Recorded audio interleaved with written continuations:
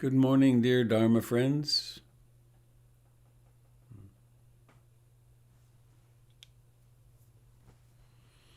It's misting this morning.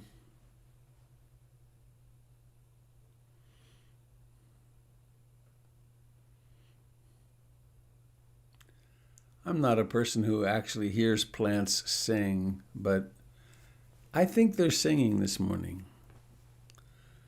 Phew, at last! Something other than sunshine. We thought we were living in Southern California for a while. But then I guess we are. So I'm Robert Beatty, or so is my costuming. It's the somebody suit I put on every day.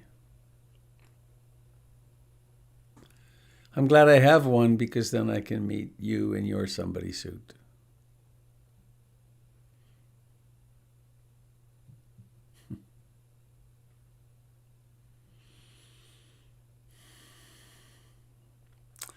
So I am sitting in Portland, Oregon, in front of a computer and a microphone, a really nice clear screen that has you on it. Greetings to those of you on Facebook and YouTube. Looks like you've got sound, so I'm glad of that. So this is a broadcast of the Portland Insight Meditation Community.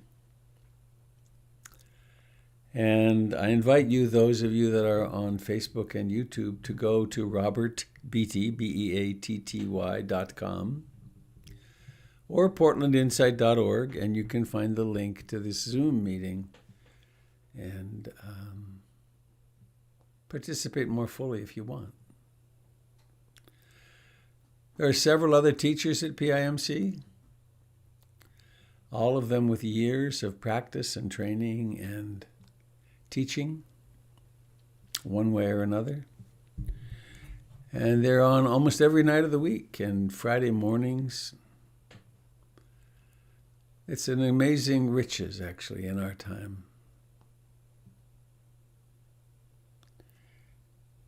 The core of these teachings, the absolute foundation of these teachings, is 2,600 years old.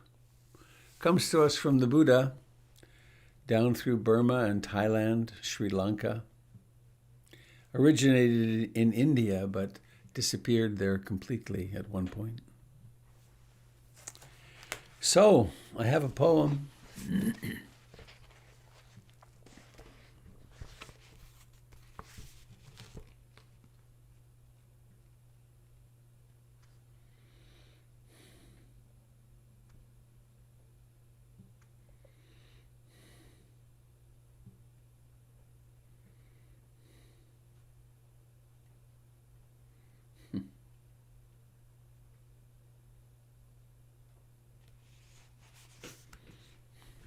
It's from this lovely little book called Wild Honey, Tough Salt by Kim Stafford.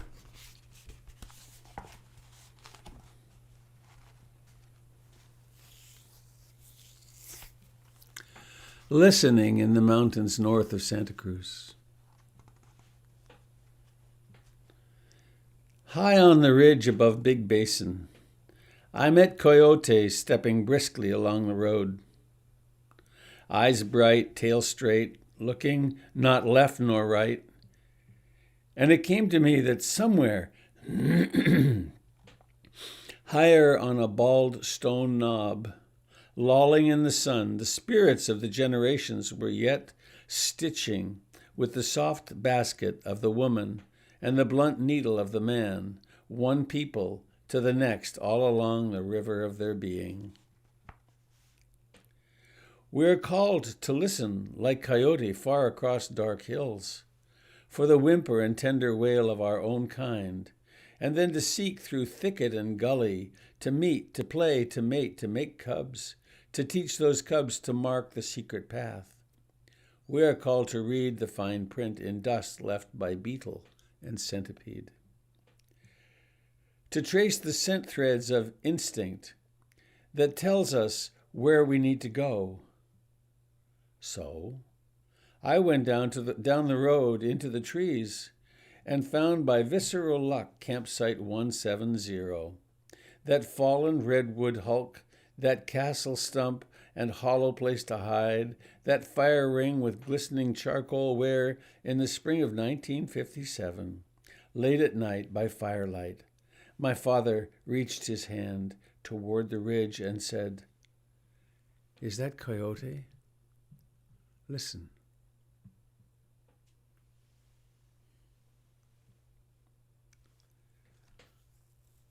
High on the ridge above Big Basin, I met Coyote stepping briskly along the road, eyes bright, tail straight, looking nor left nor right. And it came to me that somewhere higher on a bald stone knob, lolling in the sun, the spirits of the generations were yet stitching with the soft basket of the woman and the blunt needle of the man, one people to the next, all along the river of their being. We are called to listen like coyote far across dark hills, for the whimper and tender wail of our own kind, and then to seek through thicket and gully, to meet, to play, to mate, to make cubs, to teach those cubs to mark the secret path. We are called to read the fine print in dust left by beetle and centipede, to trace the scent thread of instinct that tells us where we need to go.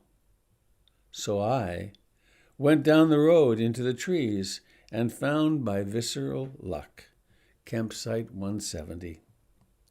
That fallen redwood hulk, that castle stump and hollow place to hide, that fire ring with glistening charcoal, where in the spring of 1957, late at night by firelight, my father reached his hand toward the ridge and said, "Is that coyote?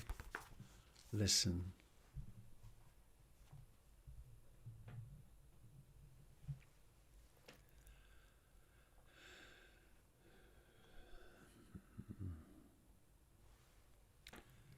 We're called to be alive. We are alive. It's a tender, precious, short-lived phenomenon.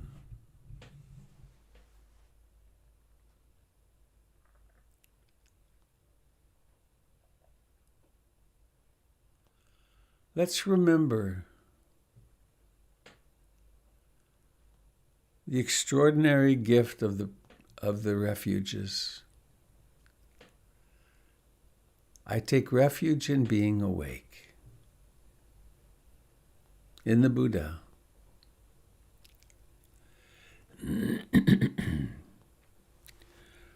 One way to take refuge is very religious.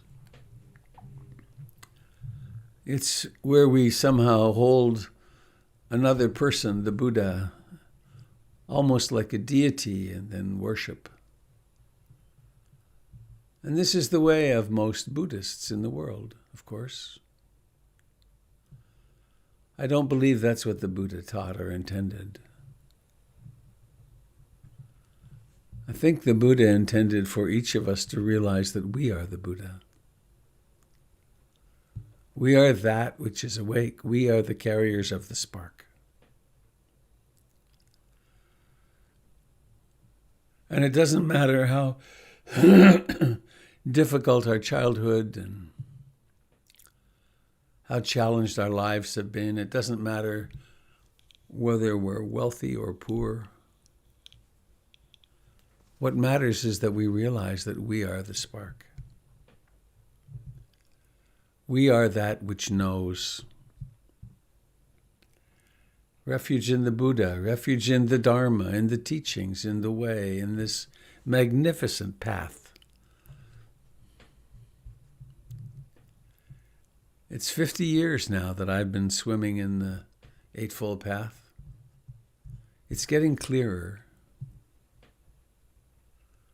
The elegant interconnections between its 8 beautiful diamond facets are becoming sharper, clearer. The fact that everything we do relates to everything else that's ever been done. I take refuge in the Sangha. There's an unbroken line.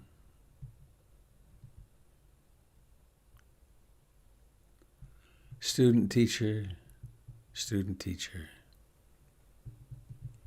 I guess the other way, teacher, student.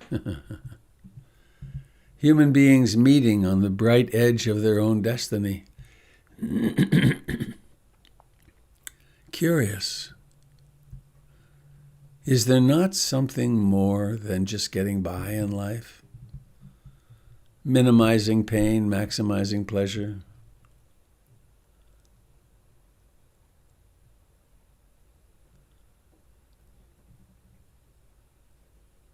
So like the person in the poem, listen, coyote, listen, awakening, it's right here. And so we sit here in the very moment of our destiny.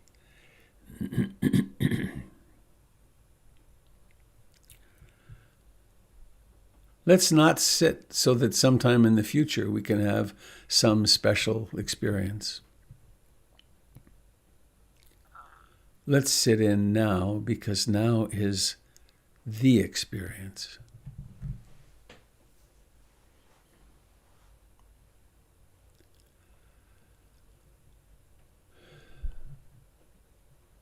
Sitting, notice, allow the Buddha, allow that which is awake within you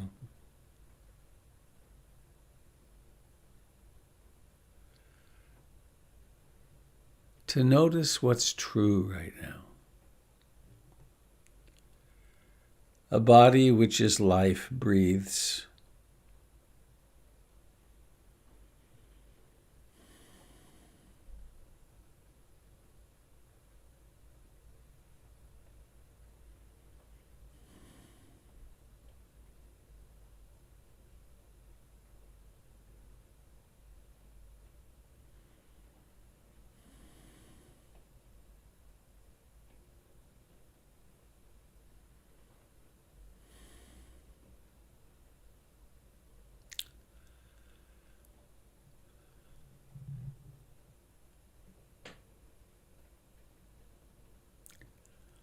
And let us be intimate with this experience of breathing.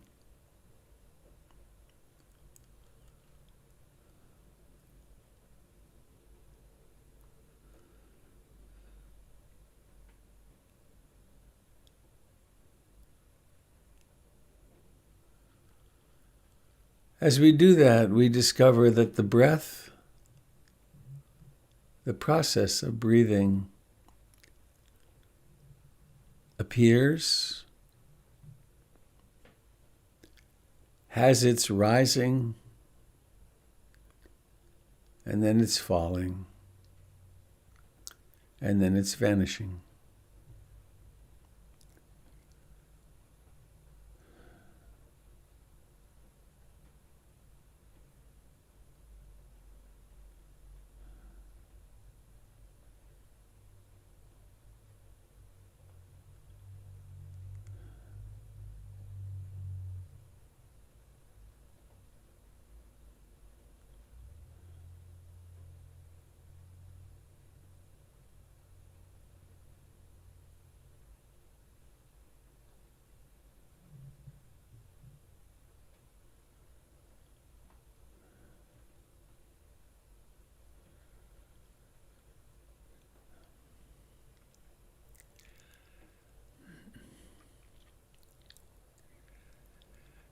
If the circumstances are right,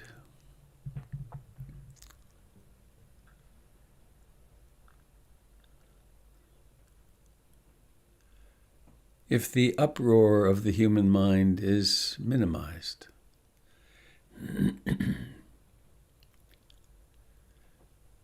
it becomes apparent that there is no such thing as a breath.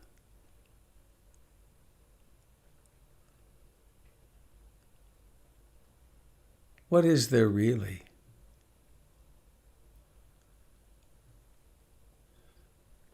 Beyond the gossamer filters of thought,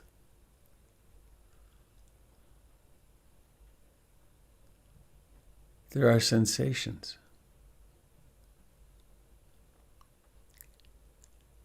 And even that word is a mask. There is life. And that word too is a mask. There is this.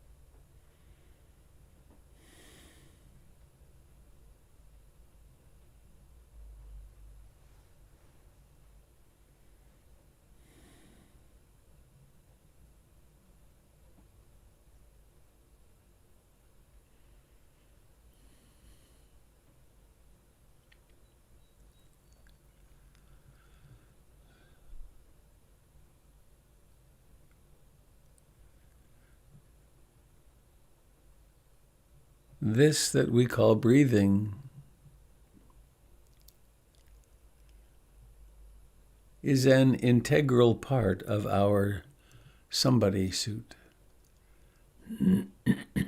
our earth suit.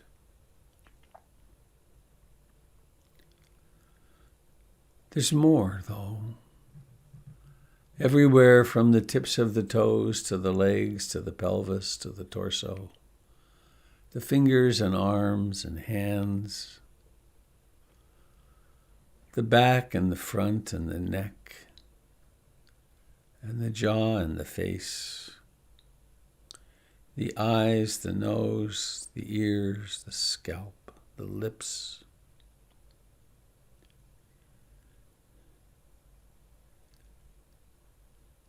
It all sings with the same mysterious song of life.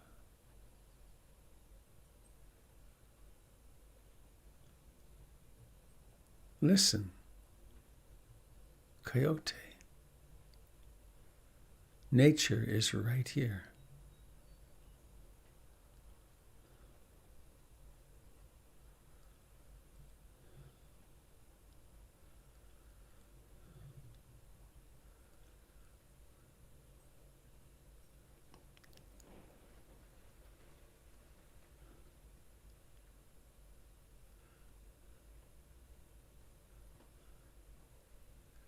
In a certain odd way, wilderness is right here.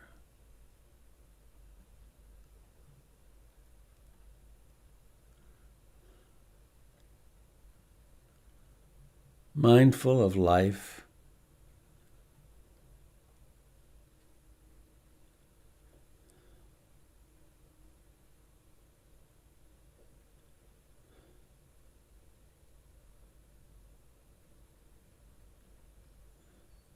life in the face.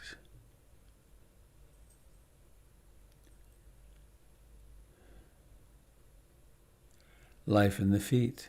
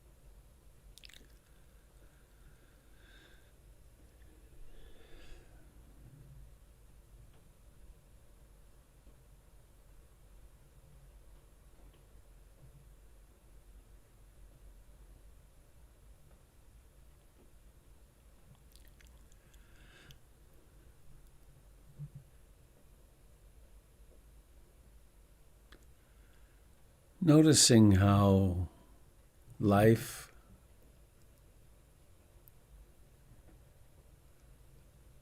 arises with consciousness. The knowing and the object of knowing arise simultaneously.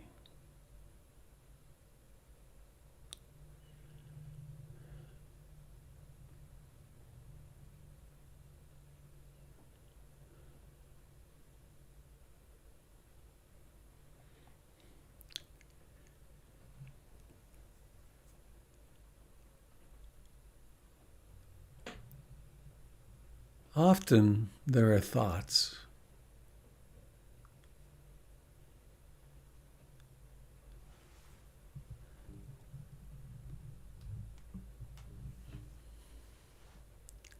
Until a certain point in our life, our awakening, we're totally identified with the thoughts. We believe they are who we are. We'll believe our ideologies and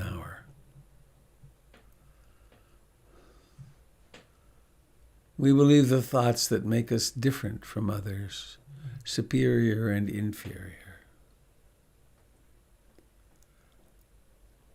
We believe thoughts that tell us that we're not okay, or others are not okay.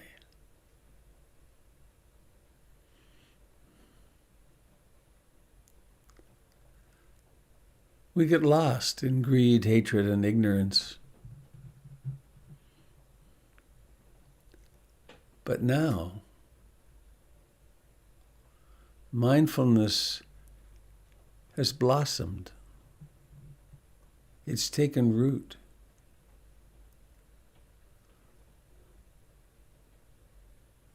Thoughts are thoughts.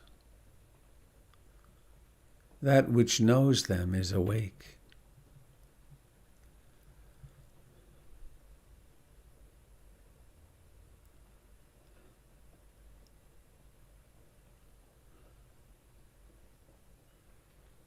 There's no battle or struggle needed. Awakening is happening.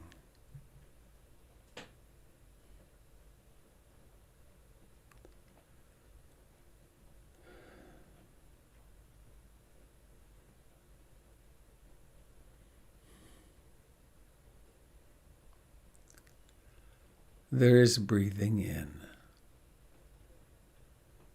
There are thoughts.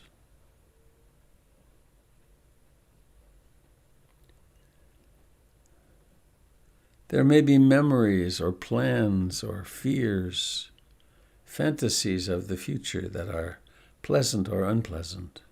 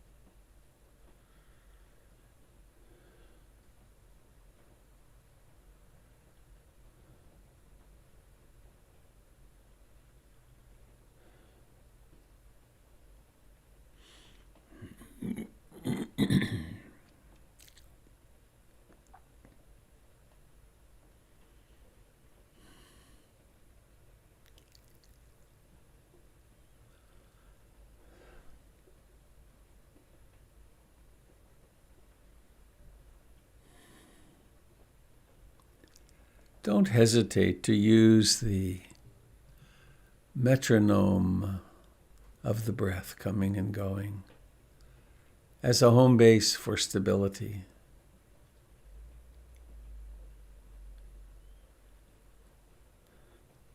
But remember that the goal is not to become a great observer of breathing.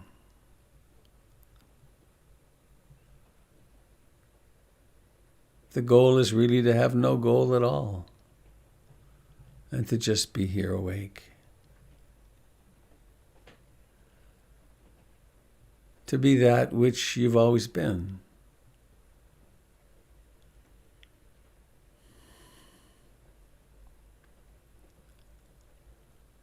Wakefulness, presence.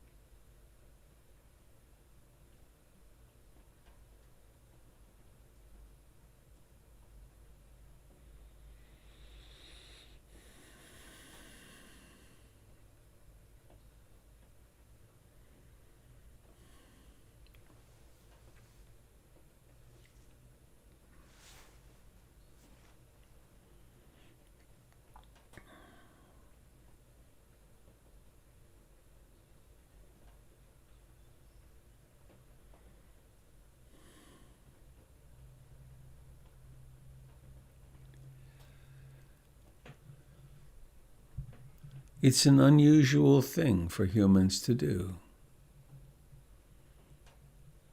especially in modernity. To stop, to sit, to pay attention, to not seek entertainment, to not seek distraction.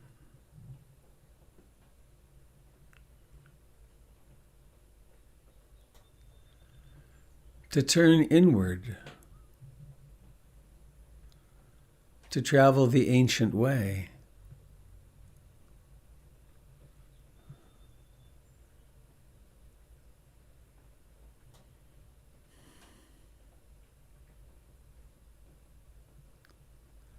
To not be outward bound, but inward bound.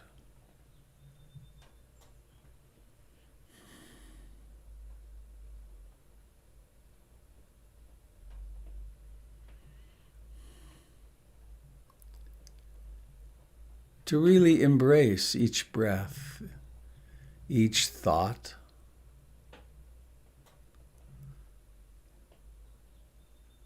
to allow emotions to exist.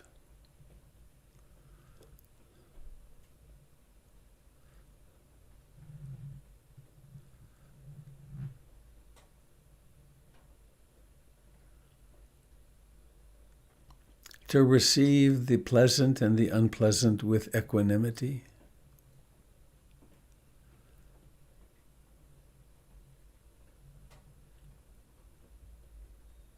To let go of the ancient striving for a life that's easy,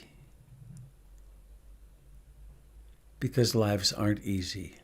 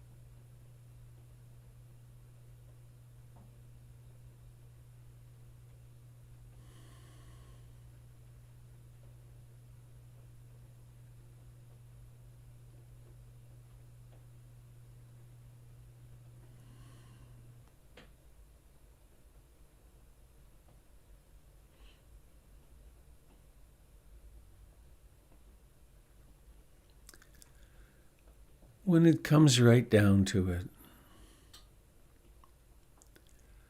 wisdom and love are the same thing. Synonyms.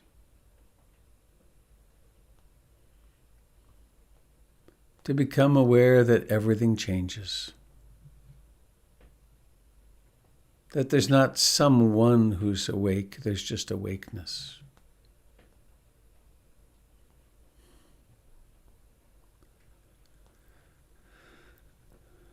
That the suffering that I experience as mine is actually shared.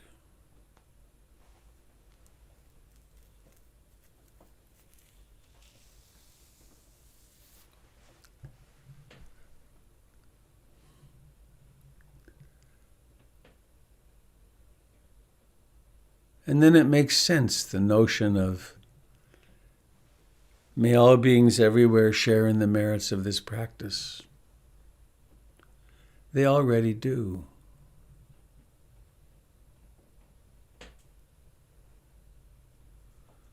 We already are.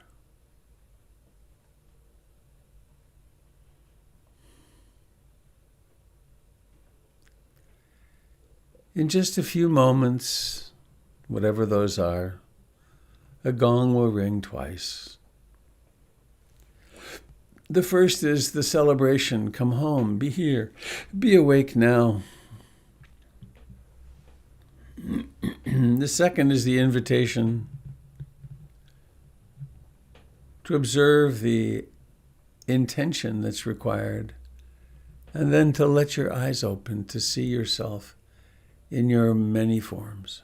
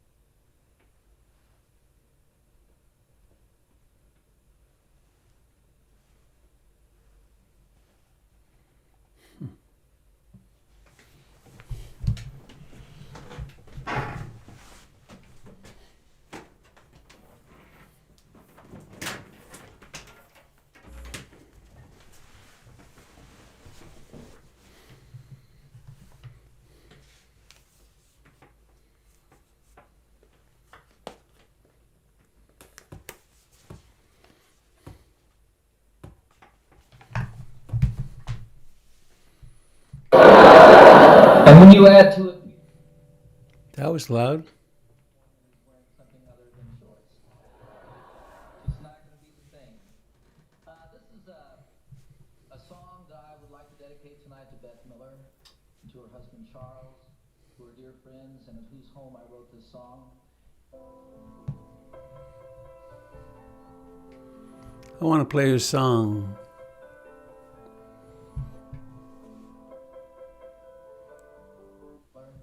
It was never recorded in the studios. I heard of it as John Denver's last song. Jim Polsky and Diane Cirincione, who also were part of the inspiration for this. How's the sound, Tim? If you would. Kind of scared, sort of.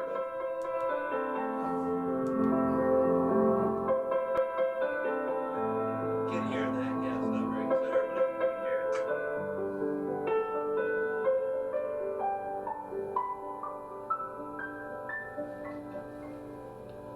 In this magic hour of softening light, the moments in between the day and the night. Not good.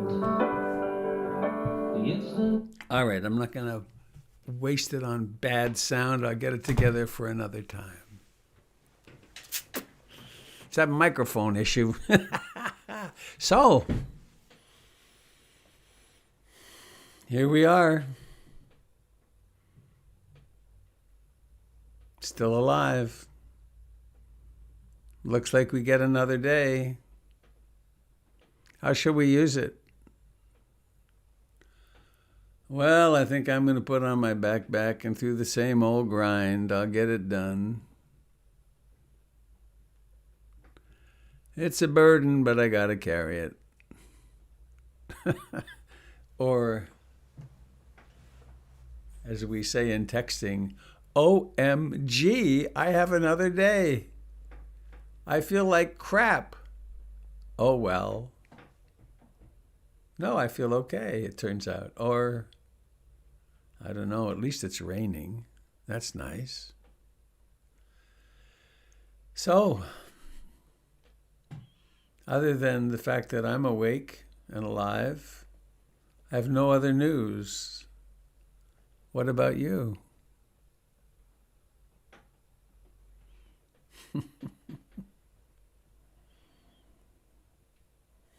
Lovely to see you. Thanks for coming this morning. This is quite a ritual, this up in the early morning and meeting together in the Dharma Hall of Zoom. Robert, I had a playful thing I think you might appreciate, which is I have my computer tipped down, but when I tip it back... Oh, I love it. Ah, yes.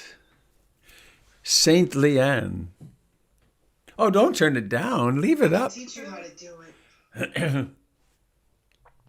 it. That's nice. You know, they had that, and then they took it away. Oh. On, where is it? It's not here anymore. I mean, I've got this. Hi. Oh. Or this. It's a weird thing, isn't it? But I don't have they took my halo away. That's not fair. It's hard to pick out. Oh, is it? Mine. Oh. Huh. On mine, it just looks like a funny little face. Oh. Space above it. It's that. Thank you. I'll look further. That's fun. Oh, here's one I've never tried. What is it? It doesn't do anything. Oh, hello. All right, I'll be good. Stop. Thank you, Leanne.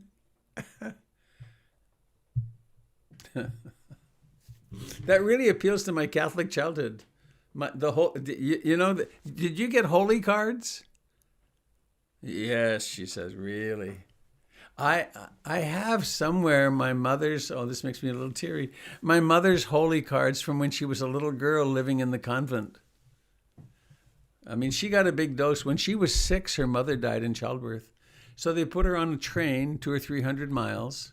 The story is with a $5 bill pinned to her lapel. And the nuns picked her up in Ottawa at the train station. And then she lived with the nuns until she was 16. There was a time when I was in therapy and I was raging about how cold my mother was, and here she was, and she did great. Given that, she did wonderfully. And this is quite a story. When she was 16, she left the convent to go to a little town called Sault Ste. Marie at 16, where she worked in a grocery store and took care of her 2 younger siblings and her drunk father. I mean, what heroism. 16. Whew. So thank you for the halo. It was a nice reminder. Holy cards. Maybe we should make holy cards. If you come to meditation every morning for a year, you'll get a signed holy card. Oh dear.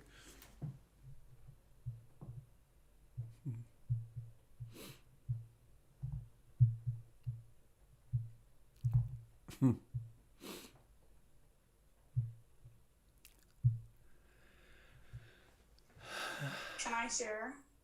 Hello, Elizabeth. Hello. I just wanted to say hello and thank you for some laughter. Yeah, I've been joining since the Brighton Bush online retreat. Oh, good. And I just feel like I've been thirsty, and this is quenching. So I'm really grateful for the community and teachings right now.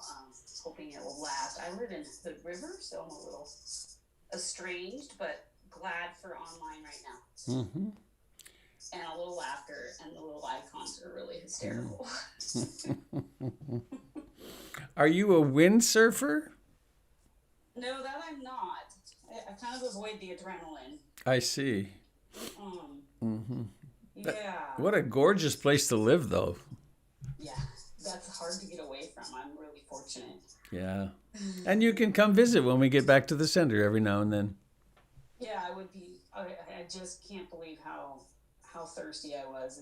I've been, a practitioner for years, exposed, but not in any sort of community for quite some time. I had a sort of a different community going on for a while. Uh-huh. Well, I'm glad you spoke up and dropped in, and that you're here. And I took some great notes yesterday and today, and very helpful. All right. Thanks for being here.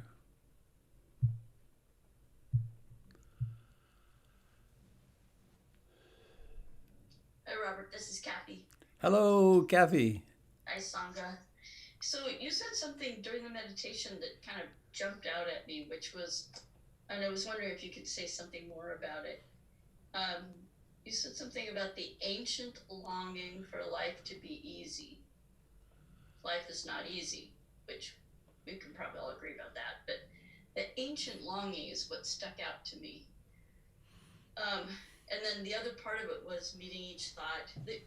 This is nothing new. It just landed differently for me today. But meet each thought, emotion, sensation with equanimity. And I don't think you said that exactly, but it was something like that. But I was wondering about the ancient longing and was wondering if you could say something about that. I think that's in our DNA. Let's avoid pain and go toward pleasure at all cost. It's about survival, I think. And if we didn't have that, we wouldn't survive. The funny, the memories, the things that pop up. My first wife came as a package deal with her mother. I met them at the same moment on a meditation retreat, actually, in San Francisco. But so I built an apartment for my mother-in-law downstairs, and she had a beautiful Fisher wood stove, and then we had a baby. And then the baby became mobile, and then we set up a touching the stove experience, in which we had a cool stove, And the toddler then wandered over and put his hand on the stove, which was not hot enough to burn him, but was hot enough to go, whoa! It was the one time that ever happened. And then we had a hot stove often. I mean, sometimes it was hot. So his hand touched the stove, and the ancient longing to stay alive came in and went, whoop, no! And then when that radiant heat came to his face in the future, he always knew that was not okay. So we have to be programmed to move toward the desirable. I remember I was trekking in Nepal in 1971, and the kids would stand by the trail and they'd say, "Chine, chine, chine," sugar, sugar, sugar. They all knew sugar is attractive to us, concentrated sugar. When I went again many years later, they wanted pens. That was interesting. They had sugar then. And so the ancient longing is, I want pleasure. I really want pleasure, and I don't want pain. And of course, we must take care of that. But then there comes a point when we realize, I'm always being driven toward pleasure and away from pain. I'm always seeking the pleasant and avoiding the unpleasant. And then there's a necessary evolutionary movement in which we decide, okay, I'm going to sit here. Now, if I'm damaging my body, I really want to pay attention and move. But if it's just that ache in my neck or that ache in my heart, and I don't mean the heart attack ache, I mean ache, the sadness of heart, then we learn how to bear the arising of pleasure and the arising of pain, the pull of pleasant and unpleasant, and we learn to discover that we don't have to be enslaved by the desire or aversion for them. We are actually something much more vast, infinitely vast, that doesn't have to be driven by pleasure and pain. But so it is ancient in that it's in our DNA. I see that part as being helpful in the early part of our life to help keep us safe and that sort of thing. But it sounds like it needs to be, at some point then we make a decision or we use our will forces to decide what is and isn't life-threatening, I guess, and to be able to understand that our drive to make life easy that comes out of the past, that comes out of our DNA, as you're saying, isn't really serving us in our greater in our greater ambition to be full human beings. So it's interesting that is such a strong pull, where it's really, once we get to a certain stage, it seems like it's not my best interest to respond out of that place anymore. And it takes volition and will to be able to make a decision and be awake to be able to say, even just sitting, this morning, I was like noticing the bodily sensations. And I'm not more of a kinetic person, so that works really well for me. The breath is good too, but so it's like noticing emotions rising and noticing what that effect is on my body, and noticing a thought coming through and a memory and that sort of thing, and how that all kinds of things rise up and let it go. But it takes volition and will to do that. And I guess that's the training. And mindfulness. Yeah. Yeah. I just remembered a moment of insight that I had a long time ago now. My daughter was a toddler, and we were at Kanita. Did you ever go to Kanita? They had lovely. It's gone now, but they had lovely hot pools there, and we stayed in. And they're not real hot; they're warm, and it was winter, and we stayed. And the wind was whistling through, and then the sun was going down, and then it came time to get out, and it was cold. And I discovered an interesting thing that as being a parent, that we got out and I was cold, and so was she. And my cold got put on the back seat until she was carefully wrapped and dried. And once she was okay, then I could take care of my cold. But my cold was very unpleasant. And one of the reasons that we learned to bear what was previously unbearable is that we then are of use to other human beings. We actually can put our desires and wants and liking and disliking on the back burner and be of service to others. Now, of course, we can do that in a masochistic, codependent, bad way. But if we're ever going to be free of the tyranny of pleasant and unpleasant, we need to develop our practice. Also true, I mean, my great learning, many of you that have been around for a while have heard this story many times. I'll just give you the précis. It's when I got kidney stones in India and discovered that I didn't know what it was, but that I could lie there if no one talked to me.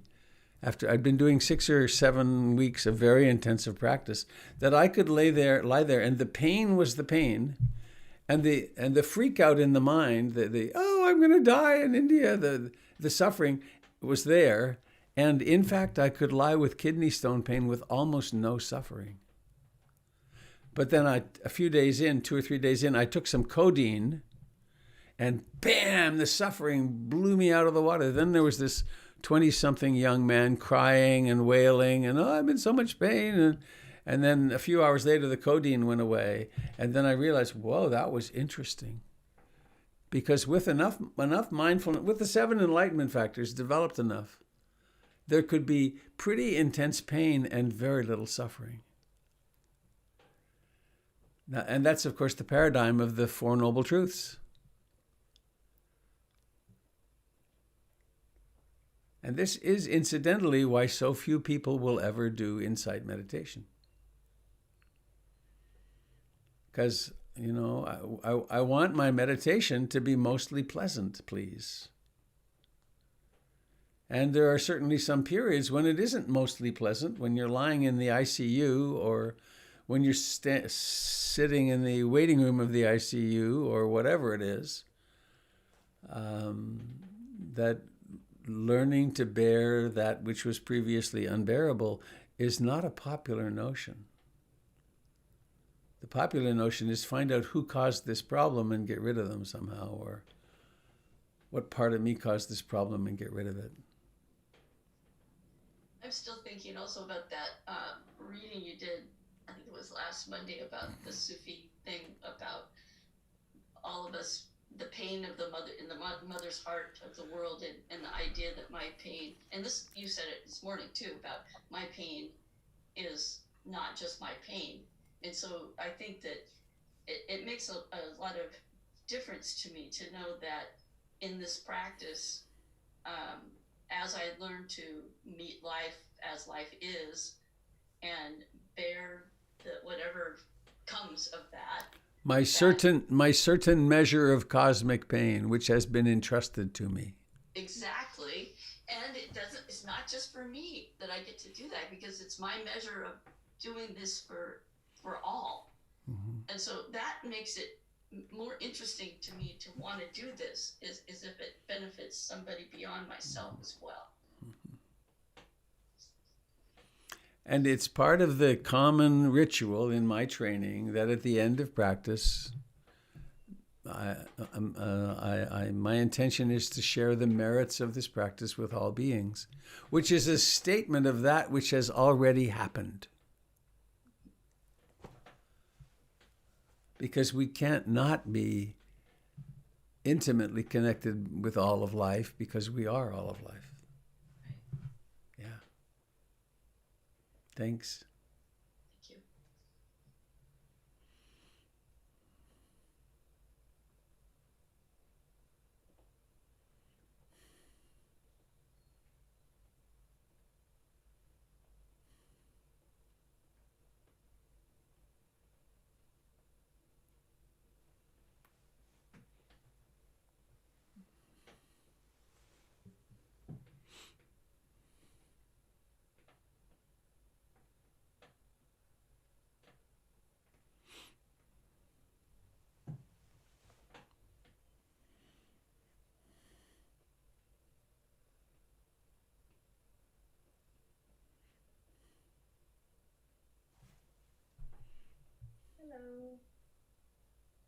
Hello.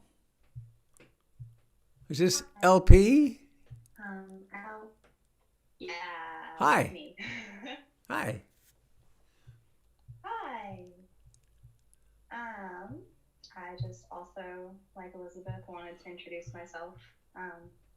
New to the practice since the retreat, which I'm really grateful that you guys had that and was able to be introduced to this community. I'm also far away. I'm in Northern California, so it feels like a really good link. And I also wanted to say that I was really grateful. I've never been able to give myself spiritual me time. If anyone resonates with that idea, and these mornings have given me that space, which is really awesome. And I've been able to kind of like carry it with me through the rest of the day, and have these glimpses, these moments of greater understanding past the daily suffering or the toils and troubles of life. And I also resonate with what was just said about how if you're doing it for someone else or for your community or for the people around you, it can be easier to take that time, because especially people raised as women in this society are taught to be so selfless to the point of sacrificing their lives for their children, their partners, their people around them. So it's an interesting way to kind of have the time that is solely mine, solely personal, solely interior looking, but also let that kind of selfless thing drive it. So yeah, I just wanted to say hi. Hooray. Where in Northern California? It's a little town called Placerville. Where is that? It's halfway in between Lake Tahoe and Sacramento. Right.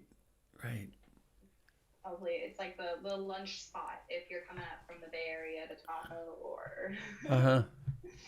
Well, I'm glad you can be here. Me too. Thanks for sharing.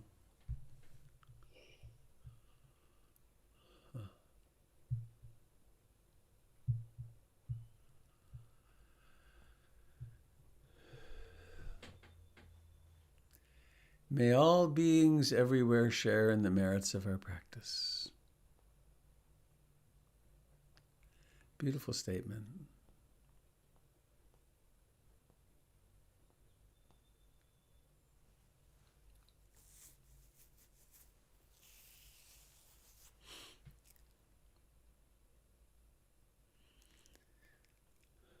There's something that I often say, which is that a spiritual life is like a three-legged stool. You can't see that. There's the three legs. And the three legs of that stool are train the heart-mind, train consciousness, meditate. The second one is moral and ethical behavior. Treat ourselves and other beings with great respect. And the third is generosity, that the practice of giving is very essential. And this is following up on what you just said, LP, that if your tendency, which is true, it's true, certainly true gender-wise, but anyway, if your tendency is always to be giving and giving and giving to others, the first generous act, the most crucial generous act, is to give yourself time every day for your own interior life. And everything changes then. Because everything's dependent on that.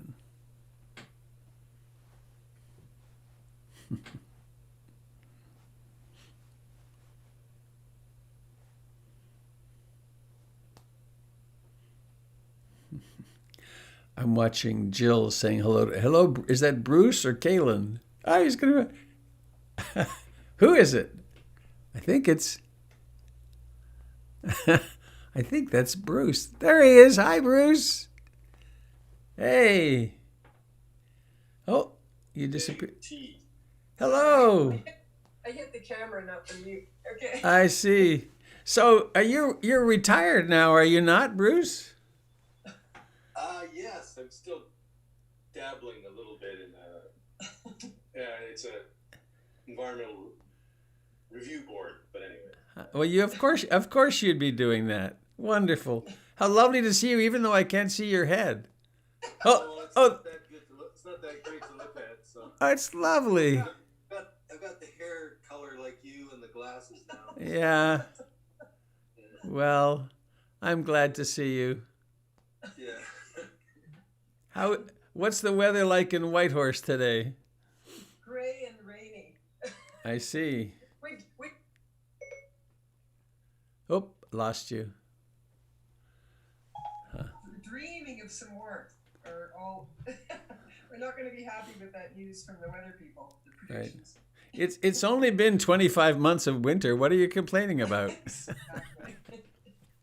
Anyway, I was motioning for Bruce to listen to what you just talked about with the stool, the three legs. And so I've been encouraging him to put more effort into the interior, your last leg there. Right. Putting yourself every day to the interior. So I was mentioning, did you just hear what Robert said? He said no. So he came over. I'll go over it with him.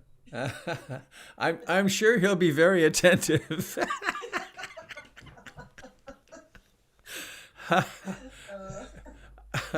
Following the advice of our spouses who know us well is really one of the hardest things. Did you hear that one, Bruce? Yeah. But it goes both ways. I was just thinking it goes both ways. I'm sure Jill is always very receptive, though, Bruce. Yeah. Especially when I think you're doing too much. Oh, does Jill do too much?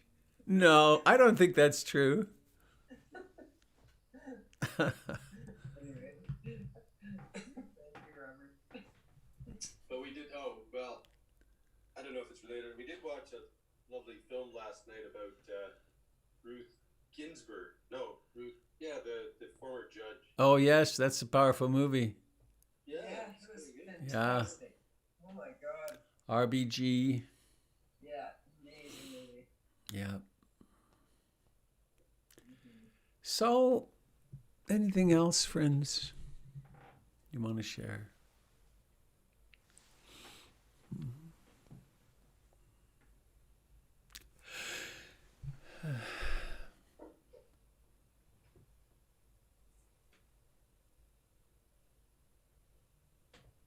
Ooh, there's Molly.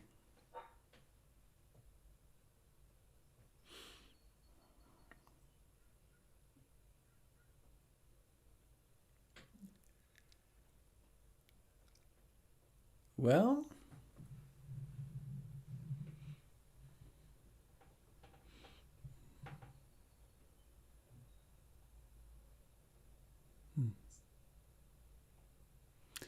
I sure hope that you all have a fine day today. And here's back to that pleasant, unpleasant thing. Today could be a day with lots of pleasant in it, or it could be a day with lots of unpleasant.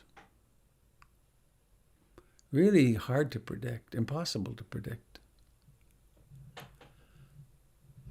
But there's, that seventh factor of this enlightenment factors, equanimity, the capacity to be with whatever's there. May we all have lots of equanimity today. So, Molly, would you like to lead us in a song? I think that's a yes. Hang on just a second, though. I want to spotlight you. You ready? Here we go. When you're ready, when you're finished yawning. Ready? 1, 2, 3. May All beings be happy. May all beings be happy. May all beings be happy. Sadhu, sadhu, sadhu. Yay. Renee. Thank you. Thank you, Robert. Thanks, everyone. Thank Have a great day. Thank you. Goodbye, Sangha. Bye, Sangha. Bye, Sonia. Mondays, everyone. Bye, Have a great day, everyone. Bye, Sangha. Molly. bye, Tamara. Yeah. Bye, Brad. Bye, Francine. Goodbye, Robert Green. Bye, Molly, dear. Bye, Erin. Bye, Kitty. Bye, everybody. Bye, Molly. Thanks for leading us in song. Goodbye, all. Take care. Bye, Janice. Hasta mañana. Hasta mañana. Thank you, Robert. Enjoy the rain. Thank you, Tamara. Yeah.